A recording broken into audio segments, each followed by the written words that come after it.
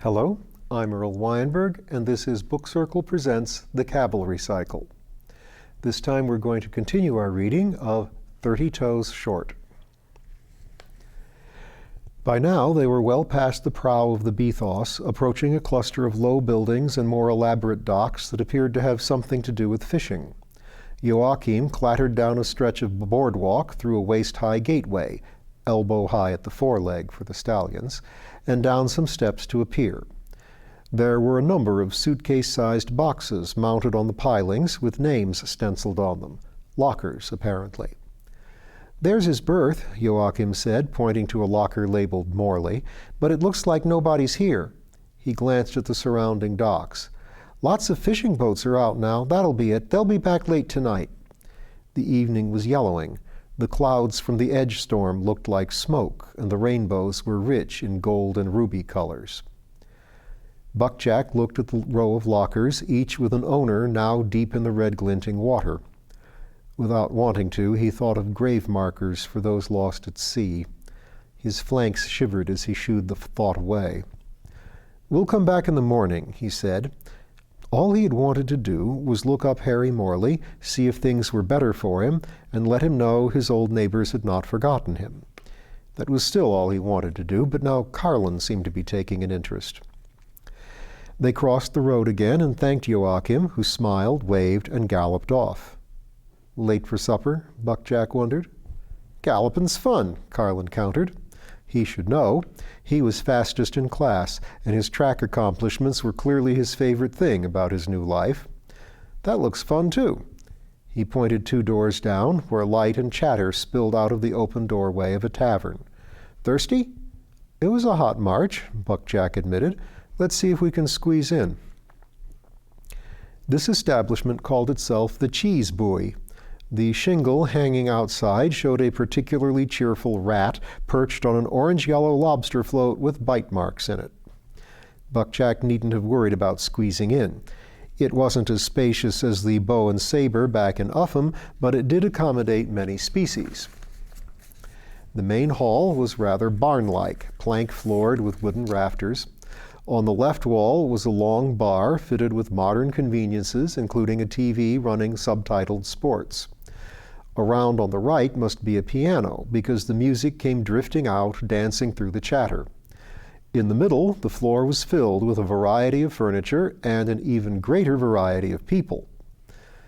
Directly opposite the door, at a narrow high table, sat their classmates Horsepower and Trickshot, Rennie Wardley and Danny Bryce, 4 legs up, hindquarters seated on mats, looking around as they talked. A centaur they did not know lay curled up next to a regular table, a woman in standard cavalry uniform perched on his back talking with a civilian couple. Ravens and seagulls, rats in hats, very large frogs, and very small humanoids perched on the rafters, usually in possession of shot glasses. The rest were mostly mortals, about half in Navy or cavalry uniforms, but mingled with them were people too beautiful or transparent or shadowed or short or just odd to be standard children of Adam. Buckjack recognized the scene from his daydreams. He grinned. "You all meet in a tavern," he murmured to himself. "Roll D20. "What?" "Nothing." Horsepower spotted them and waved them over. They set to working their way through, remembering the mantras of their agility lessons: go slow, be aware, no tail switching, etc. Soon they gained the table and sat. "Do we order from the bar?" Buckjack asked, but then a frog with a notepad plopped onto the table. "You lot don't," it told him. "Cuts down on traffic. What'll it be?" "You want my beer?" Danny asked, dividing the question between Buckjack and Carlin. "Still don't like it?" asked Carlin, taking the near-pristine mug. The young chestnut shook his head and looked discouraged. He clearly felt that beer drinking would help cement his status as an adult, but the stuff continued to taste like moldy bread. Carlin shook his head in mock sorrow. "You may just be naturally temperate, even," he looked grave, "abstemious." Then he grinned at the sour look he got. "Try hard cider," Buckjack suggested. "What are you drinking?" he asked Horsepower, whose mug was noticeably larger. Of course, everything about Horsepower was noticeably larger. In some magical pendulum swing, a single arrow strike had taken him from a skeletally thin cystic fibrosis victim to a 1-ton creature compounded of a big black draft horse and a man in proportion. He was still capable of feeling giddy over the change. A ton of giddy. Right now, he was just quietly cheerful. "Boilermaker," he answered Buckjack. "Whiskey for the men and beer for the horses," he quoted. "You?" the frog asked Buckjack, notepad ready. "Boilermaker?" "Just a beer, thanks." It wrote this down, took Danny's order for a cider, and leaped back into the rafters. "You get a look at the ship?" Danny asked. They nodded. "Get inside?" "No, didn't even try," Buckjack said. "They were way too busy." "You'll get your chance soon," said Horsepower. "Fletcher put out the word. Our check-in time's been moved up from midnight. We're to start loading staples at 11. Captain Fletcher had been very clear. At this point in their training and at this point in the expedition, their main use was as stevedores. No exploring new worlds until you had packed for them. Horsepower had nodded as he mentioned their instructor's name. Buckjack followed the direction of the nod and saw his captain, a white-bearded dun, at a table across the room. He sat near the piano, talking with a woman in Navy uniform. Buckjack wondered if Fletcher had seen his transit of the room and judged his agility. 2 tables over, "Is that Eowick?" he asked. Eowick was the head brownie of the Upham base stables. Buckjack had never been sure if he was a cavalry officer or if the Crown just felt they were lucky to have him. At his humanest, he was a 2-foot-high figure resembling Tweedledee in the Tennille illustrations for Alice Through the Looking Glass, dressed in a standard cavalry uniform. He was presently sitting on a table, legs crossed, sharing it with a slender pale blue figure in a Navy uniform about 3 feet high. Each held a shot glass. "I didn't even know he was coming," Buckjack said. "Yep," said Danny. "Usually he stays at the stables, but he comes along sometimes to make sure the horses are getting treated right. So he'll be there hopping around in the ship while we load up our cousins." "That's Llewellyn, the ship's Nix he's sitting with," Horsepower went on, "and I think they're having a drinking contest, so I hope he gets over hangovers quickly." A lull in the chatter spread out from the door, then the talk came back brighter with welcome in it. The stallions saw a young woman standing in the door. Her brown hair was bobbed. She wore a sober blue-gray halter top and a pleated white skirt that swept down to her ankles. Her feet were bare. She leaned on a black walking stick, though for balance, it seemed, not support. She took a step in and turned to address the piano player, who was smiling at her as he riffed. The chatter faded again, so all could hear her say to him, "I've come to dance, but I'm not sure I remember how." When people looked at Horsepower, they might think big lug and suppose his wits were slow. This was not true. As the voices rose, as several men started to rise to their feet, he seized Danny's wrist, held his friend's hand up in the air, and thundered, "Here's your partner!" "Horsepower!" Danny protested as the laughter started. Horsepower retorted only a little less loudly, "You've got a great accomplishment and I want you to use it." "Yes!" cried the lady in the doorway. "Really? That's perfect! You first, pony boy!" Face flaming, Danny rose and walked across the tavern floor.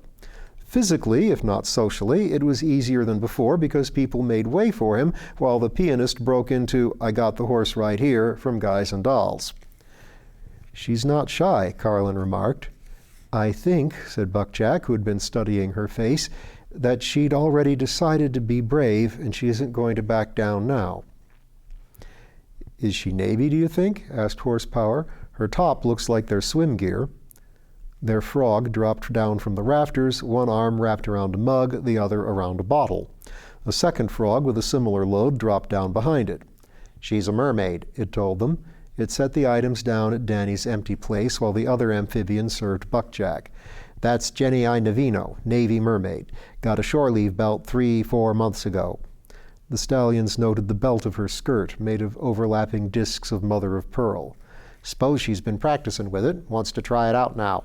Can your friend really dance? 'Cause Jenny deserves better than a joke." "He really can," Horsepower assured the frog with a "that's my boy" ring in his voice. The centaur dances with the mermaid, Carlin mused. No wonder she said it was perfect. I like this gal's style. Let's get a good look. He got up and led the way through the crowd. They found Danny and Jenny had moved out to the road, where tavern customers were forming a ring around them. It made sense. Danny could indeed dance, had worked very hard at it with several patient and bemused women back in Upham, but that didn't make him any smaller. Danny was respectfully shaking hands with a merman on crutches standing next to Jenny, holding her walking stick. Who's that? Horsepower wondered. Her husband, their frog said, landing on Horsepower's shoulder. Evidently it wanted to see too. They met in the Navy, and she turned Mer to be with him. The piano music had stopped. The piano player was standing by the door, surveying the scene. Guess I'll just have to play good and loud, he said. Oh, here, allow us, said Horsepower. Style, grab the other end. In short order, they had the piano moved out into the road.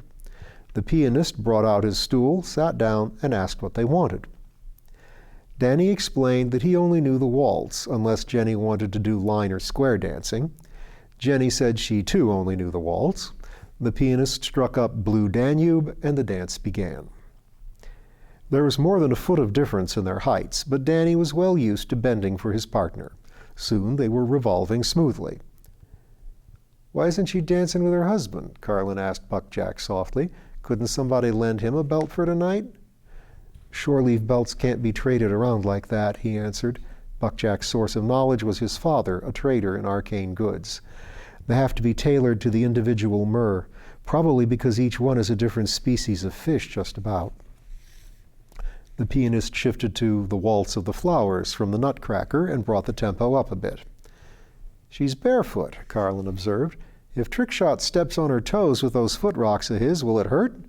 If it's a good seeming, yes. He won't, averred Horsepower. He didn't. The pianist ratcheted up the speed again with the minute waltz. Jenny started to laugh. Carlin turned to the frog on Horsepower's shoulder. Where'd she get the belt? Thank you, Gift. She saved a drowning mage who knew a fay and pulled in a favor. Carlin nodded. Local maker? The frog shrugged. Might be. There's the Fanateur in La Forêt. He does seamings. The music sped up again.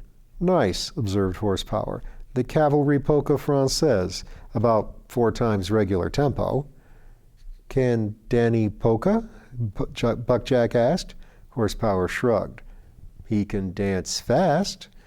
For Danny was whirling enthusiastically now, simply holding Jenny up off the ground. She still laughed, so that was all right. The pianist, perhaps noting that there was no couple dancing now, resolved the melody. Danny brought Jenny to ground next to her husband, who handed her the walking stick.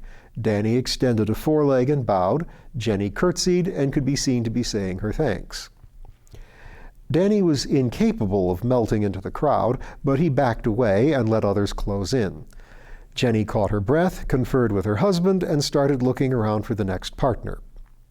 Danny's pals converged on him at the same time as Captain Fletcher. He clapped Danny on the shoulder. Well done, lad. He looked around at the others. Did you hear, lads? We start loading at 11. Meet at the caravansary at 10:30. Anyone seen Darnley and Fells? I tried calling them, sir, said Danny, but no luck. Fletcher nodded. No coverage here yet. Did they say where they were going? Yes, sir, said Horsepower. Charlie Horse said he wanted to look at the stars, so he was going out on the caravansary road past the edge of town, and Paul went with him. I see. Somebody will have to nip along and fetch them. Did they know that the road takes them past a gate to La Forêt? The trainees traded uneasy glances. No, sir, said Buckjack. At least I don't know that they did. I didn't. Aren't the local fays... He trailed off and looked at the frog waiter still perched on Horsepower's shoulder. Fletcher looked too. Good sprite, he asked. Is all still well between us? It nodded, or would have if it had had a neck. We are your good neighbors as ever, but La Forêt is ours, especially at night. Well, Fletcher said, they have no reason to go in, and they would use good manners if they chanced to.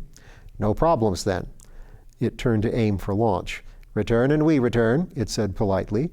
Keep faith, and so do we, answered Fletcher as the frog sprang from Horsepower's shoulder onto a succession of heads and back into the tavern. Fletcher watched it go. Then, under the crowd's noise, he said to his lads, "Darnley and Fells would use care if they knew they were in a fey wood. I've no cause to worry about their manners in any case, but if I'd known they were going out there, I'd have made sure they knew about the gate. I just assumed the town was all any of you would be looking at. Silly me, I hadn't reckoned on Charlie Horse's curiosity." "I'll go, sir," Buckjack volunteered. "Me too, sir," said Carlin. "Good," said Fletcher. "Do you know the Caravansary road?" "As I recall," said Buckjack, "there's only one road going north out of town, so that must be it, sir, right?" He and his family had often traveled with his father, and he had been in Brickell before, as a boy simple. "Right, good. Give it some cantering then and hunt them up. Here." Fletcher reached into a pack on his flank and handed them what looked like phones. "Why do these phones work, sir?" Buckjack said, "if there's no coverage?" "These aren't phones, they're walkie-talkies, military issue. You'd be getting them soon anyway. Now's a good time to use them. Call when you find Darnley and Fells." He showed them the controls, far simpler than a phone. Buckjack and Carlin saluted, wheeled, and put on the aforementioned canter down the road away from the cheese buoy. After a few seconds, Carlin moderated his pace to let Buckjack keep up. They turned right at a conveniently broad crossroad and were soon back at the Caravansary, an inn with a wide courtyard that it shared with a few shops and a small command post for the infantry and the 2 cavalries. Currently, the yard was full of people, supplies, and camping equipment. All the people were bipedal. Carlin and Buckjack returned a couple of waves, turned left, and continued the canter toward the north edge of town. This took them down a residential street where they got a few stairs. Then the houses stopped and the road was flanked by pasture. Carlin crept ahead again. Buckjack had been good at track before his transformation, and he was second in class now. He put on some steam and drew level.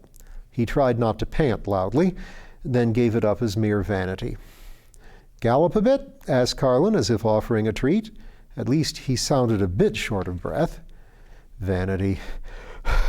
"Sure." They galloped. The long summer evening turned from gold to amber overhead. Forest came in sight to their right, crowding out the pasture. They could see a stone fence at its foot. How could a random bit of forest, seen at evening, remind Buckjack of home?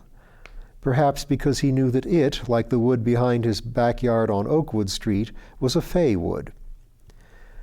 Their horse bodies were built like Mustangs, except for giant horsepower. Within that range, Buckjack's barrel was relatively long and flexible, his legs long. He was naturally good at the gallop. Carlin was shorter of barrel and leg, just about cavalry average, but his spine was wondrously flexible and seemed to get into a natural resonance. Flex, flex, flex, flex, flex, on, and fast. Also, when you are largely a rational horse, you talk at length and in detail about running. The class had done so often, among themselves and with their trainers. Buckjack had to admit to himself there was a voice from his muscles that began demanding to know what the point of this was exactly, while he saw something in Carlin that just pushed and pushed and pushed. In a word, he knew Carlin had a heart for running that he did not. Carlin was pulling ahead again. A little unannounced racing? Quite possible, but it might just be that fast was fun in his book. 2 young monsters raced down a road under a crimsoning sky. Carlin, being ahead now by several lengths, saw it first. He broke his gait, canter, trot, walk, stop, and pointed. Buckjack clopped to a halt beside him and fanned himself with his hat. "There's the gate," Carlin said with disgustingly little panting. He'd caught his breath while Buckjack was still braking, the bastard. The stone wall had risen and fallen in height along the road. Here it was high and pierced with an opening. The wall itself was made of dry-laid, uncut stones, but the opening was flanked by 2 square-cut pillars. A trail ran down from the gateway to the road, but no one could be seen on it. "What's that on the gateposts?" Carlin asked. The least visible but most useful part of being a little extra horsey was that Buckjack had very good night vision. Where Carlin saw vague smudges, Buckjack saw round, three-lobed designs with a hint of texture like filigree. "Just the oak ash and thorn leaves, I think," he said. "Right." Buckjack paced to the foot of the path and examined it. "No hoof marks." Carlin turned on the walkie-talkie flashlight and fanned it over the ground. "Right, that's good." "Yep." Buckjack seized the initiative and set them off again, at a canter. He was really in marvelous racing trim, just not as marvelous as Carlin. Shortly after he got his breath back, he pointed up the road and said, "There they are." Soon Carlin also saw huge shapes on the road, and soon thereafter they waved. "What's up?" came Charlie Horse's voice. "Schedule change," Carlin called back. "Check in at the caravansary for 10:30 and start loading at 11, not midnight." "Oh." Charlie Horse's disappointment was audible. Light twinkled in his hand as he checked the time on his phone. "Then we might as well start back now. There'll still be twilight at 10:30, but maybe we can see some brighter stars before we reach town if we stroll." He pocketed the phone and set out the way they had come. "Stroll isn't a proper gait," said Carlin in mock objection, falling in beside Charlie Horse. "Doesn't have to be for me to do it," Charlie Horse countered. He spread his arms. "Look at me, I'm strolling. Prance isn't a gait either, and you're always doing it." Charlie Horse was almost a silhouette against the evening, a big dark brown bay, his tail, hair, and bushy beard darker still. He was an inch or so taller than Buckjack, and much blockier. He would definitely have been the big guy of the class if it hadn't been for horsepower. He, too, could be mistaken for a big dumb lug, briefly, until he said something informative or complicated. Paul Fells, sometimes Bronco Daddy when his little girl was around, was much easier to see, being Palomino. Buckjack fell in beside him, behind the other two, still amusing themselves with badinage. "What brought you out here?" Buckjack asked him. "You into astronomy, too?" Fells shrugged. "Not really, but he wanted to go, and I thought someone ought to go with him. Not a bad idea to use the buddy system out in a strange countryside at night." You miss daddying?" Fells smiled. "Sure, but this is buddying, not daddying." Buckjack nodded to concede the point, then said, "Excuse me," and brought out the walkie-talkie to call Fletcher. "Are we in trouble?" Fells asked when he was done. "Oh, no. He was a little worried when he found you'd gone out of town, particularly on a road past a gate to La Forêt de Briquel. Really, it's the schedule change." Buckjack was more interested in astronomy than Fells. He pointed to a bright light in the sky toward the sea. "If this were home, I'd say that was Venus." "I think it is Venus," said Charlie Horse over his shoulder. "And the sun and moon are the same. The whole sky is probably a copy of the sky over the English Channel. And dozens or hundreds of people have probably noted that over the years, but no one bothered to write it down in an expeditionary report. When the sky is different, they make vague notes like odd green stars in the north or two suns, white and orange, and that's all." Charlie Horse's old cosmography tutor had asked him to work on comparative astronomy, a charge he took very seriously. They got back to the caravansary a bit after 10 and met Captain Fletcher coming in, followed by Horsepower and Danny. Fletcher had Eowick tucked under one arm. "Ah, good," he greeted them. "All serene?" "Yes, sir," said Charlie Horse. He eyed the brownie dubiously. Sir, I think he's turning into a badger." "Thanks." Fletcher hastily wrapped a hand about a muzzle in the act of forming. "Lost the drinking contest?" Carlin asked. "Not for me to say," Fletcher replied, leading the way into the courtyard and wending through the stacked supplies and impromptu bedding. "I'll take that as a yes," Carlin muttered. Eowick had resumed his more human face and was struggling. "Put me down, you big donkey!" "Yes, sir. In a minute, sir," Fletcher answered. "Sanders?" "Yes, sir." His Palomino lieutenant approached, saluted, and regarded the brownie with malicious amusement. "Got a bed for him in a crate right here, sir. I suppose he must have a pitch with the standard folk, but I couldn't find it." "They won't want him just now anyway. Thank you." Fletcher, followed by watching subordinates, took the brownie to a crate next to a stack of bags provided with a folded blanket. Gently he sat Eowick down in it. Sanders handed him a canteen. "Here, sir, drink as much of this as you can." "Drink? Gah!" But with assistance that was only slightly forcible, the patient got down several good swallows. He fell back on the blanket. Fletcher tucked a towel over him, and Sanders inserted a brown bottle labeled Mother Merdiger's Patent Disebriator. Fletcher picked up the lid of the crate and held it poised over the top. "You get a good rest now, sir, and we'll see to the horses." "Horses? Don't let him near that rum!" "Certainly not, sir. Good night, sir." He lowered the lid. Sanders tacked on a note reading, "Do not open before 7 a.m." "You seem to have a system down, sir," Charlie Horse observed. "Yes, well, this happens most times he comes along. It's sort of a ritual between him and Llewellyn." "Is that hangover cure any good, sir?" Buckjack asked. "Yes, but don't any of you try it. It's for fays. It works by poisoning them enough to rile up their immortality, so they magic all the toxins out of their systems, including whatever god-awful stuff is going on in their livers and brains." "The original killer cure," observed Charlie Horse. "He'll be a rag in the morning," said Fletcher, "but sober and civilized. Now, let me show you what we've got to move tonight." And he led them away to the supply depot. They were to be men and horses at the same time. They were to be true king's men and comport themselves like gentlemen. They were to be scholars on hooves. And they were to be work horses. They worked. Buckjack and Carlin got a very good look at the interior of the Bethos, particularly the holds, and saw the fishing boats come in late in the night.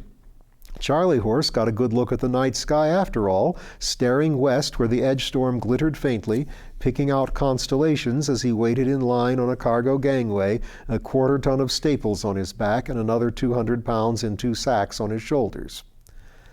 Fletcher dumped them into bed at 4:30. And we'll find out what the next day brings next time.